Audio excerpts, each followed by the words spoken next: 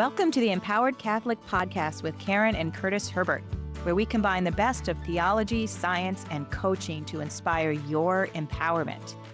It's our mission to help you release the inner obstacles that are holding you back from embracing true Christian freedom, so the power of the Holy Spirit can manifest in you. So if you believe that God has more for you, if you want to believe that God has more for you, listen on, my friend. Hello, and welcome to the Empowered Catholic Podcast. You're here with Curtis and Karen Herbert. Hey, everybody. It's great to be here with you, and we are talking about Isaiah chapters 40 through 55.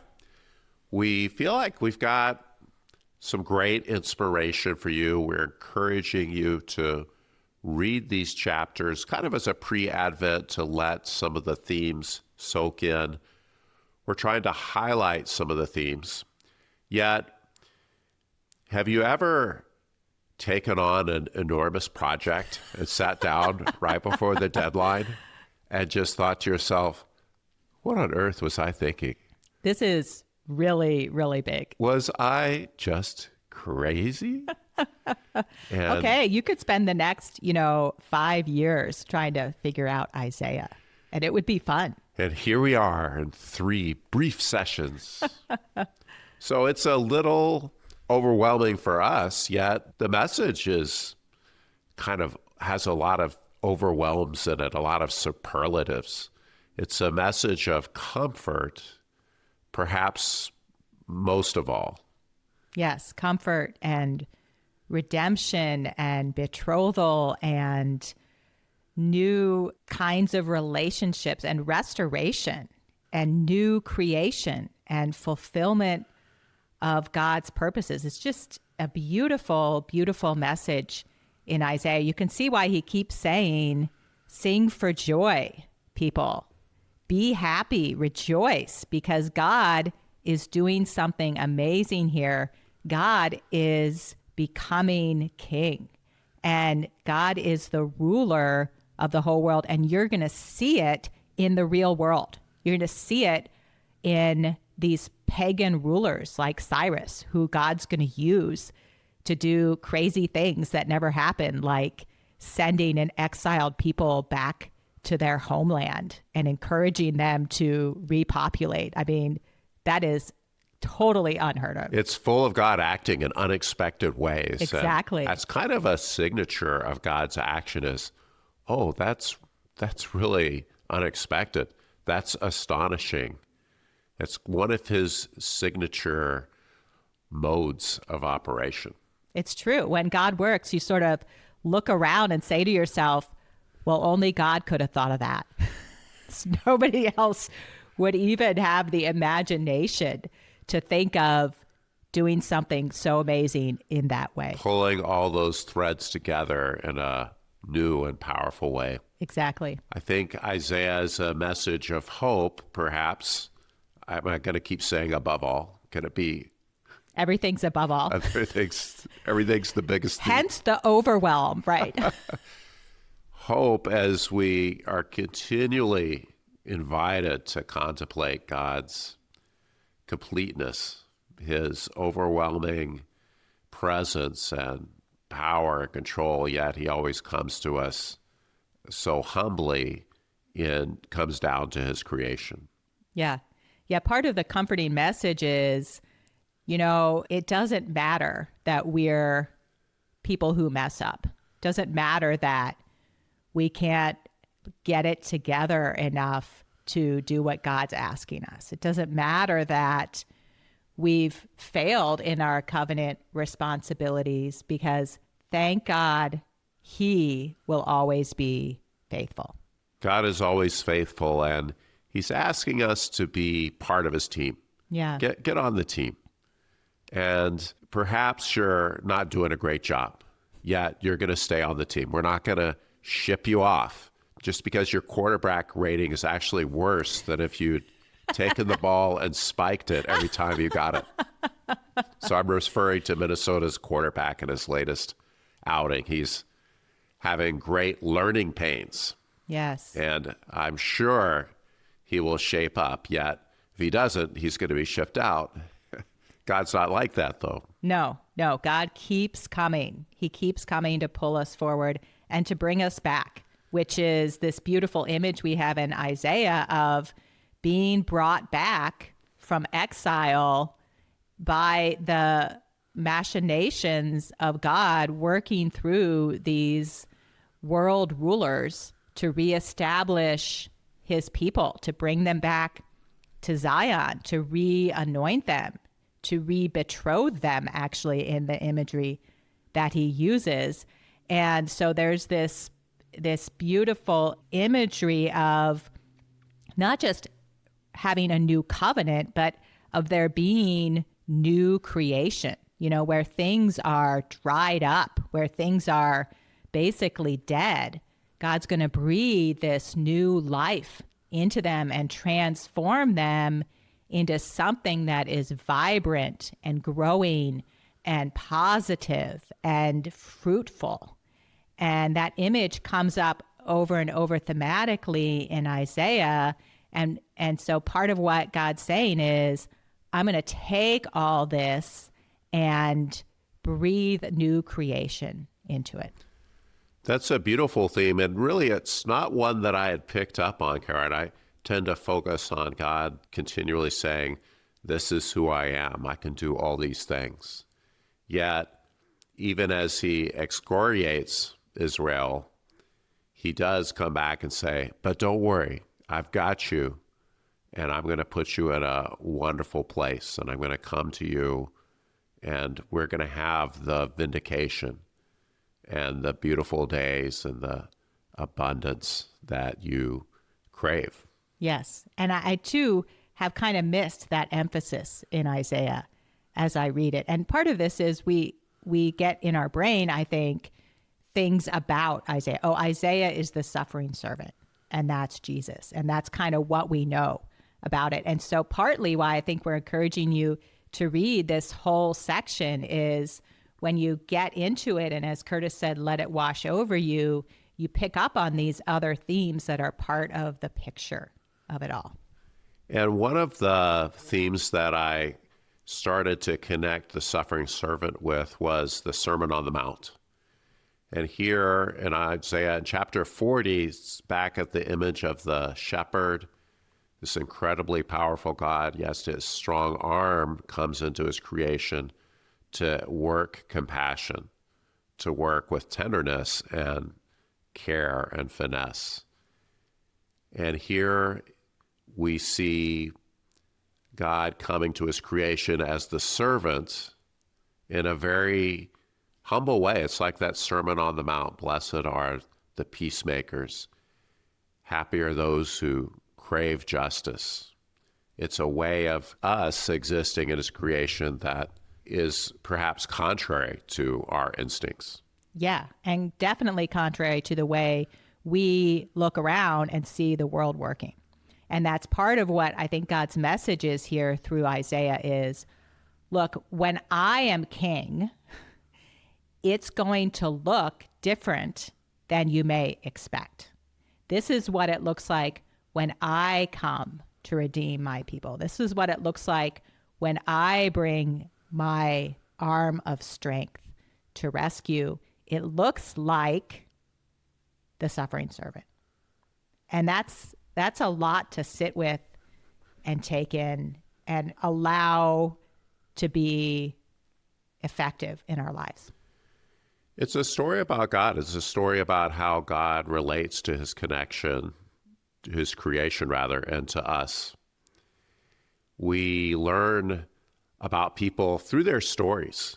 You could think of somebody important in your life and you tried to describe them to somebody. If you just used abstract ideas like, oh, she was very just, she was patient, she was kind, she was heroic, she was really smart and diligent, all these kinds of abstract attributes don't really tell you a lot about that person. You would need to know, well, what did they do? What are some of the things that happened? What are some choices they made? What did they like and dislike? What are the human details of them? And right. So when their friends stand up and start telling stories about them, all of a sudden you're like, Okay, now I'm getting to know this person. That's and how right. they are. That's exactly right. You go and you start hearing the stories, Yeah. and it creates tremendous connection and insight. Oh, I never knew that about her. She was so great with her friends. So many friends keep showing up and talking about how they shared life, and she was so diligent with them. And all of a sudden, you're inspired by that example Yes, because the exactly. story is connecting with you. Yeah. And I love how in story, there's these interconnected themes that start to come together and arise. And, God is like that in our lives. We've got these things that happen and people we encounter and challenges and struggles, and there's themes in that. And God just weaves them together into a whole, and at some point, parts of it get revealed to us.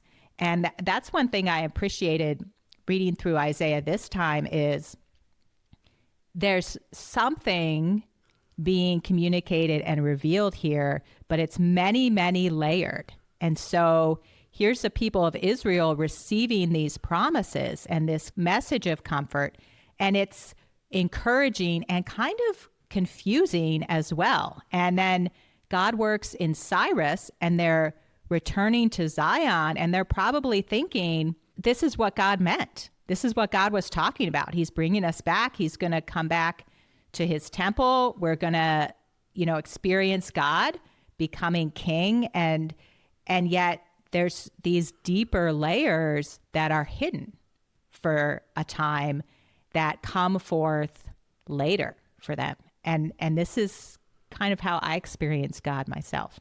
Karen, to build on that theme, as the Israelites lived this prophecy of coming back from exile, of returning to Jerusalem, of rebuilding the temple, it wasn't quite the way they hoped.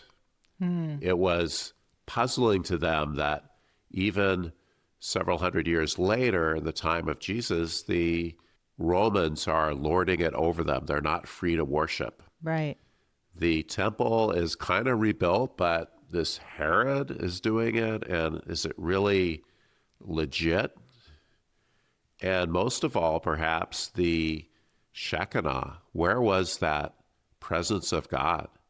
Where was it rolling across the hills? Surely they would have noticed. They would have noticed.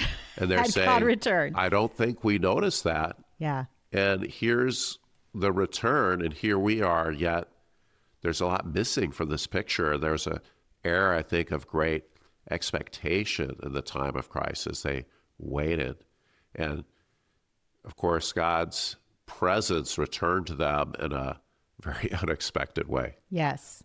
And that's been speaking to me as well as I'm thinking about exactly what you were talking about, Curtis, is I tend to put God in a box. Well, I expect it's going to look like this, or I expect God to work in one way and he works in another way. So it's almost like getting used to anticipating being surprised, and that, well, whatever God does, it's going to be unexpected. So if I keep my eyes open and I'm looking around and I'm attuning myself to God, then I'll be more likely to see it when it happens and know what's going on. I used to think about, all the people in Jesus's time, like, how could they miss him? Wouldn't it have been just so obvious? And the more that I matured and the more that I learned, it's really unsurprising. In fact, it's like, wow, how could anybody have seen the truth and realized who Jesus was? But they did, in the power of the Holy Spirit, because they were tuning and they were watching, and they were okay with the unexpected. They could let go of the expectations to receive what God was actually doing. Karen, Advent is coming, yet this week is the week of Christ the King, King of the universe. And I'm often, as a Catholic, invited to enter into the passion, to enter into the suffering of Jesus. And in Isaiah, we not only have the suffering servant, we have this tremendous vindication, a deliverance, achievement, revelation. We have Christ becoming the king. And sometimes I think we forget to enter into his kingship. Somehow it's not appropriate, or I don't know what. It is about entering into the power and the glory of God, remembering how he comes to us and what that really means. Yet to hope is to anchor ourselves in this eternal power and unshakability of God our Father. And we need lots of hope to live our lives productively and with courage and with the kind of positive outlook that's appropriate to our Christian life. And let's read Isaiah and remember those parts as well as the parts that we are more familiar with. That's a great point, Curtis, that the joy that is there and the anticipation and the restoration and the healing and the glory is so present. And that really, it brings the joy of the salvation and the joy of God's kingdom and his reign. And boy, that's inspiring to me. That's our birthright. That's our inheritance. That's what we get when we are born into this kingdom. All of this comes to us because we are the children of God, and nothing can separate us from that. There are seasons in life, yet we can always return to Christ the King, to God our Father, and receive the joy that he has for us and anchor ourselves firmly in his hope and presence. We're looking forward to a great Advent, and we're wishing you a happy Thanksgiving if you celebrate Thanksgiving here in the U.S. like we do, and have a blessed time. Peace. Thank you for being here with us this week. Visit our website at empoweredcatholics.com to learn more about us. And remember, as Pope Francis says, God comes to break open everything that keeps you closed in.